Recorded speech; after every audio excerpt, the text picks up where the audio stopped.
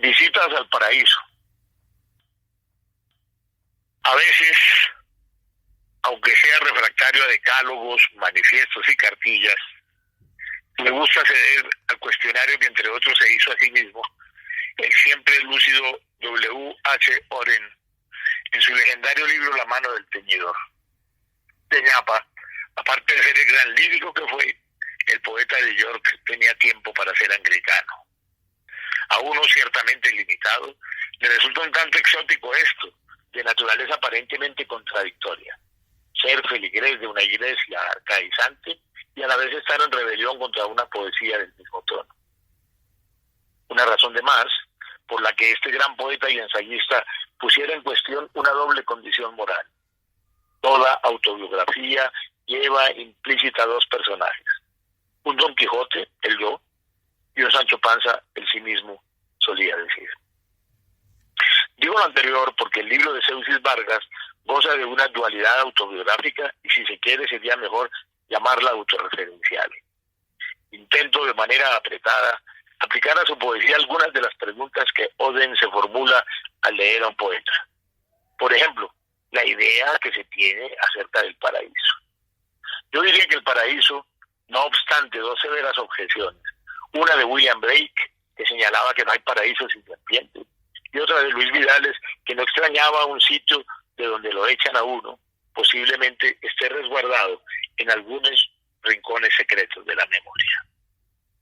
Me parece que la idea de paraíso de este poeta gravita en la infancia, en esa etapa que para Rilke es la única patria del hombre.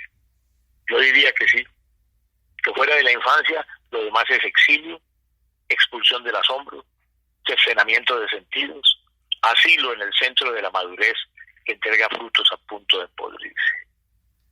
Esa infancia, vuelta a recobrar en buena parte de estos poemas, hace memoria de un país en fuga, de un país que entrevera juegos y leyendas, el olor de los pomares con el hojarasquín del monte y con una anciana hechicera que salaba pescados entre los trastos de la cocina.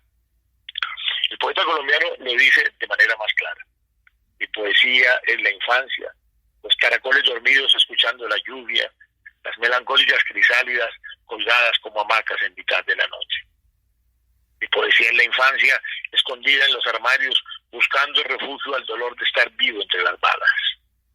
A la pregunta que se hace Auden acerca de qué fuentes de energía natural quisiera para ese paraíso, señala unas pocas, pero llama la atención que se asomara al futuro para pedir nada de petróleo. Tengo para mis adentros que la energía natural que Vargas quisiera para su utópico lugar podría ser una buena copa y la palabra en sus bordes. Auden quisiera un lugar sin periódicos, sin cine, radio ni televisión. Había que preguntarle a Vargas a quienes les erigiría monumentos. Algunos poetas dirían que a otros poetas, y si son más tontos, podrían decir que a algunos héroes. Auden dice que solamente aceptaría algunos monumentos levantados a la memoria de cocineros famosos. Creo que hay algo enunciado en un poema de este libro titulado Las cosas que aprendí, en el que hay duras revelaciones. Estos poemas tienen un péndulo que oscila entre la amargura y el festejo. Aprendí que siempre se muere solo y que la agonía es la intimidad reveladora. En ese aprendizaje, Seuxis Vargas muestra su insatisfacción. Aprendí que la libertad solo puede estar en la distancia y que sentirse satisfecho es una condición feliz para poder encontrarse. Ese ponerse del lado de la insatisfacción es lo que lo lleva a fabular la realidad y a que aún los momentos de armonía estén sucios de realidad, sin el recurso chato del realismo. En escribir, que es una suerte de arte poética, reincide en lo que expreso. Yo vuelvo a la infancia para decir silencio, sin que esto resulte un escapismo de un tiempo en que nos vigilan mirando una suerte de necrómetro. Por eso se revela frente a quienes acostumbran ponerse la sonrisa hipócrita para acudir al trabajo. Se agradece la falta de rebuscamientos y también de esos poemas hidropónicos a la moda, sin raíces, que se repiten y pueden pasar de un poeta a otro sin otro peaje que el esconderse en una niebla de palabras para parecer profundos. Tiene ojos para lo grande, la muerte, y para lo pequeño, la flor del camino.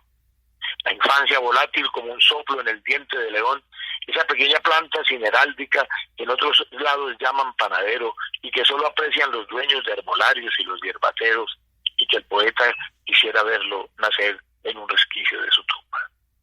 Creo que hace caso a sus versos que no son solamente palabras. Por eso nos dice en Ansias de Huir que es bueno escribir muy despacio para tener conciencia de la palabra que palpita, y que todo es reinicio. Aprendí que las mejores historias nunca terminan.